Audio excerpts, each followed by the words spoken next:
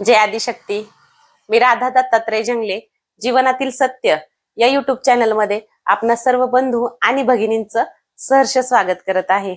बंधू आणि भगिनींनो आणि मित्रमंडळींनो, जी कुणी लोक माझी ही व्हिडिओ माझ्या चॅनलला ज्यांनी सबस्क्राईब केलेलं आहेत आणि ही व्हिडिओ पाहत आहेत, त्यांना माझी नम्र आणि कळकळीची विनंती आहे की व्हिडिओ सातत्याने बघत चालला. तुम्हाला खूप अशा नवनवीन गोष्टींवरती मी माहिती देत राहणार आहे आणि तुमचा प्रतिसादही मला समजतोय की तुम्हाला व्हिडिओ आवडत आहे. असेच साथ देत चला, प्रतिसाद देत चला.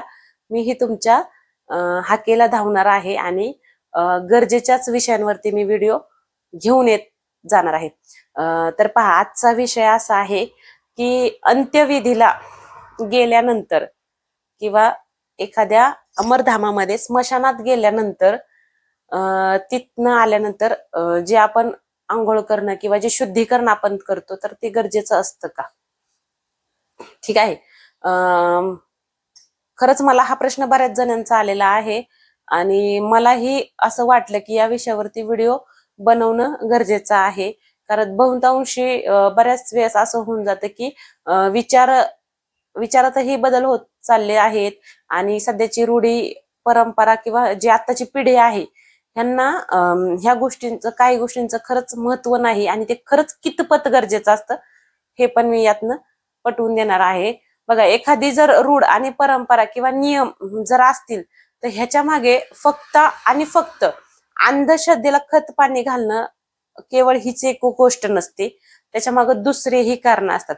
कधी कधी दैवी ज्या गोष्टी असतात किंवा आम्ही काही गोष्टी ज्या करतो तर ह्याच्या पाठीमागं फक्त आणि फक्त अध्यात्म नसतं तर शास्त्रीय कारण देखील असतात. जेव्हा तुम्ही एखाद्या अंत्यविधीला जाताय, एखाद्या शवयात्रेला जाताय किंवा एखाद्या स्मशानामध्ये मृत व्यक्तीच्या अंत्यसंस्कारासाठी जाताय तर त्यावेळेस तिथं गेल्यानंतर किंवा घरापासनं तिथपर्यंत जाईपर्यंत आता मूळ मेन कारण असं येतं की ती व्यक्ती कोणत्या कारणास्तव मृत पावलेली आहे, काही आजार होता का, इतर काही गोष्टी. ठीक आहे. आणि बघा, आपला जेव्हा मृत्यू होतो त्यावेळेस या शरीरामध्ये प्राण तर राहिलेला नसतो, पण मुळात ही पंचतत्वानी हे शरीर आपलं बनलेलं असतं आणि ज्या पंचतत्वानी हे आपलं शरीर बनलेलं असतं तेच पंचतत्व या शरीराला नष्ट करण्यासाठीही कार्य करत असतं. हवा, जल, अग्नी, भूमी, आकाश हे सगळे ही पंचतत्व हे शरीर नष्ट करण्याच्या कार्यात लागलेले असतात आणि ज्यावेळेस आपण ह्या देहाला त्यागतो त्यावेळेस ते त्यांचं कार्य चालू करतात. ज्या क्षणी प्राण निघून जातो त्या क्षणी ते कार्य चालू होऊन जातं. म्हणजे मुळात बॉडी डॅमेज व्हायला चालू होऊन जाते, म्हणजे थोडक्यात सडायला, नष्ट होण्यासाठी तिचे कार्य चालू होतात. या कालावधीमध्ये आपण अंत्यविधी किती वेळ ठेवतोय करायचा, किती वेळानंतर करतोय, त्या वेळात होणारे बॉडीचे म्हणजे संसर्गजन्य जे आजार आहेत ते कार्य करायला चालू होतात. ते जीवजंतू बॉडी नष्ट करायला कार्य चालू करतात. आपल्यासाठी जरी ही की अंत्यविधी झाल्याशिवाय ती गोष्ट होत नाही, पण ह्या परमेश्वराने किंवा ह्या पंचमहाभूतांनी तर तिचा कार्यक्रम चालू केलेला असतो की नाही. तर त्यावेळेस ज्या जीवजंतूशी तिचा संसर्ग येतो, संबंध येतो, त्यावेळेस बरेचशा आजारांची विकाराची म्हणजे ते जीवजंतू निगडीत असू शकतात. आणि मग जेव्हा त्या विधीला सुरुवात होऊन जाते तेव्हापासून अंत्यविधीपर्यंत ज्या काही वेळ आपण त्या ह्याच्यामध्ये असतो तर आपला कळत न कळत ह्या जीवजंतूशी संपर्क येतच असतो. तो विषय वेगळा. त्यानंतर आपण स्मशानामध्ये जातो. स्मशानामध्ये गेल्यानंतर बऱ्याचशा तिथं अशा गोष्टी असतात, म्हणजे भूतप्रेत नाही, जीवजंतूशी बोलते, ज्या की आपल्या आजाराला कारणीभूत. आता अंत्यविधी होत असताना निघणारा धूर, ठीक आहे, तिथलं वातावरण निगेटिव्ह म्हणजे जे शब्द असतात ते कळत न कळत तिथल्या प्रत्येक गोष्टीशी आपला संबंध येतो. म्हणजे थोडक्यात स्मशान हे निगेटिव्हिटीचं घर मानतो आपण सगळेजण. का मानतो? का तिथं भूतप्रेत राहतात म्हणून नव्हे, तर खरंच निगेटिव्हिटी आहे. जीवजंतू असतात, मड जळत असताना म्हणजे प्रेत जळत असतात, जो धूर निघतो किंवा ज्या काही त्या शरीराशी निगडीत काही ज्या गोष्टी असतात त्या नष्ट होत असताना, ज्या काही ह्या पंचमहाभूतामध्ये ते विलीन होत असताना ज्या काही दूषित गोष्टी निघत असतात त्याचा आपला कळत न कळत संबंध येत असतो. त्या व्यक्तीला कोणता आजार होता का, किंवा ती निरोगी होती का, आणि इतर काही गोष्टीही आधी तिथं किती अंत्यसंस्कार झालेले आहेत, किती जीवजंतू आहेत, जे वाऱ्यामार्फत, जे जमिनीमार्फत किंवा इतर काही गोष्टीने प्रसारित होत असतात, आणि कळत न कळत आपला संबंध त्याच्याशी येत असतो. आणि बघा, आपण तिथं बराच वेळ, किमान 1 तासभर तरी थांबतोच आपण तिथं सगळा विधी होईपर्यंत. एक प्रोत्साहन किंवा एक त्यांच्या दुःखात सहभागी म्हणून आपण त्या यात्रेला जात असतो. आणि साहजिकच आहे, आपण जरी स्पर्श नाही केला तर त्या वातावरणामध्ये आपण थांबलेलो असतो. हे एक वैज्ञानिक आणि सायंटिफिकली मी तुम्हाला रिझन दिले. ज्यावेळेस लोक म्हणतात की अंधश्रद्धेला खतपाणी घालू नका, आपण तिथं हातपाय, म्हणजे आपण तिथं हातच लावले नाही, आपण लांबच उभे होते. तर मित्रांनो बघा, हे वैज्ञानिक कारण आहे. तिथल्या जीवजंतूचा आपल्या घराशी कनेक्शन होऊ शकतो, म्हणजे कळत न कळत तुम्ही आजारांना आमंत्रण देताय.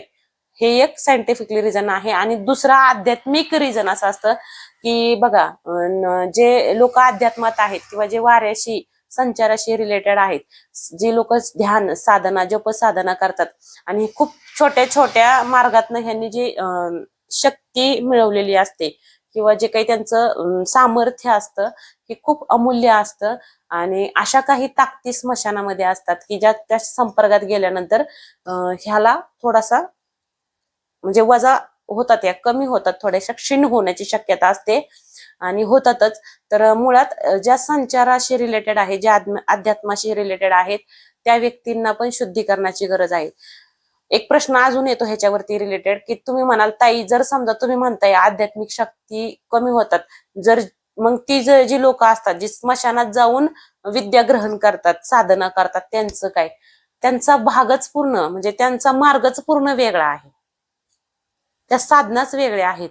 जी सात्विक आहेत, फक्त भक्ती मार्गाने, फक्त ईश्वर भक्तीने, गुरु भक्तीने आणि साधनेने, जपातापाने जे सामर्थ्य आपण मिळवले त्यांच्याविषयी बोलते, संचाराविषयी बोलते, थोडक्यात सात्विक शक्त्यांविषयी मी बोलते. ह्या शक्त्या लयाला जाण्याची देखील शक्यता जास्त असते. तुमची शक्ती ही कमी होऊ शकते त्या निघणाऱ्या धुराने, तिथं संपर्कात असणाऱ्या निगेटिव्हिटीने, त्या वातावरणाने, आणि तिथल्या असणाऱ्या काही गोष्टीमुळं. म्हणजे बघा, आध्यात्मिक पण हे कारण आहे आणि वैज्ञानिक पण हे कारण आहे. म्हणजे थोडक्यात तुम्ही अंत्यविधीवरनं घरी आल्यानंतर फक्त हातपाय तोंड धुवून किंवा गायीला स्पर्श करून तुमचं शुद्धीकरण होणार आहे का? होईल शुद्धीकरण? हे तर नाही होऊ शकत. तुम्हाला त्यासाठी अंघोळ करणं गरजेचं आहे. गरम पाण्याने स्वच्छ अंघोळ करणं गरजेचं आहे. बघा, त्यानंतर आपण ती कपडे सुद्धा घरात नेत नाहीत, ते कपडे सुद्धा धुवायला टाकतो. याच्या मागे ही वैज्ञानिकच कारण आहे आणि आध्यात्मिक पण आहे. ते कपडे पण आपण पूर्ण बदलतो. का करत असतील लोक? त्यानंतर पहा, आपण तुळशीचं पान तोंडामध्ये टाकतो. पहिली लोक टाकायची की नाही? तुळशीची पान तोंडात टाकायची, गायीला स्पर्श करायची. आंघोळ केल्यानंतर हे विधी करतो आपण, करतो ना? महत्वाचे आहेत आणि गरजेचे पण आहेत. कोणत्याही संसर्गजन्य आजाराचा आपण शिकार होऊ नये आणि मुळात आपल्याकडे असलेल्या शक्त्या क्षीण होऊ नयेत, म्हणून आपल्याला अंघोळ करणं, शुद्धीकरण करणं गरजेचं असतं. काही लोक बघा, अंत्यविधून आल्यानंतर आजारी पडतात. मग त्याची वेगळी का तर्कवितर्क लावले जातात की तिथं गेलं आणि असंच झालं, म्हणजे निगेटिव्हिटीशी संबंधित. पण कदाचित तसं असूही शकतं आणि नसू म्हणजे संसर्ग झाल्यामुळेही तुम्ही सर्दी, खोकला, ताप येत असेल, ठीक आहे. आणि निगेटिव्हिटीचा विचार जर करत असाल तर मे बी ते त्याच्या राशीवरती किंवा ज्या त्या गोष्टींवरती डिपेंड असतं. इथं आपल्याला त्या विषयावरती डीप नाही बोलायचे. आपला विषय असा आहे की का अंत्यविधीला गेल्यानंतर आपल्याला अंघोळ करायची गरजेची आहे. तर खरंच गरजेचे आहे. अंत्यविधीला गेल्यानंतर किमान आपल्याला कोणताही आजार जडू नये, संसर्ग होऊ नये, आणि त्या वातावरणाचे जे व्हायब्रेशन आपल्या बरोबर आले असतात, जे जीवजंतू आपल्या बरोबर आलेले असतात, त्याच्या शुद्धीकरणासाठी आपल्याला अंघोळ करणं, शुद्धीकरण करणं आपल्या मुलाबाळासाठी, आपल्या घरासाठी गरजेचं असतं. पहा, जर तुम्हाला व्हिडिओ आवडत असतील तर व्हिडिओला लाईक करायचे, चॅनलला सबस्क्राईब करायचे, कमेंट करायचे, आध्यात्मिक प्रश्न विचारू शकता, फोन करू शकता मला. मी तुमच्या प्रत्येक प्रश्नाचं समाधान आणि निरसन करण्याचा प्रयत्न करेल. जय आदिशक्ती आदेश.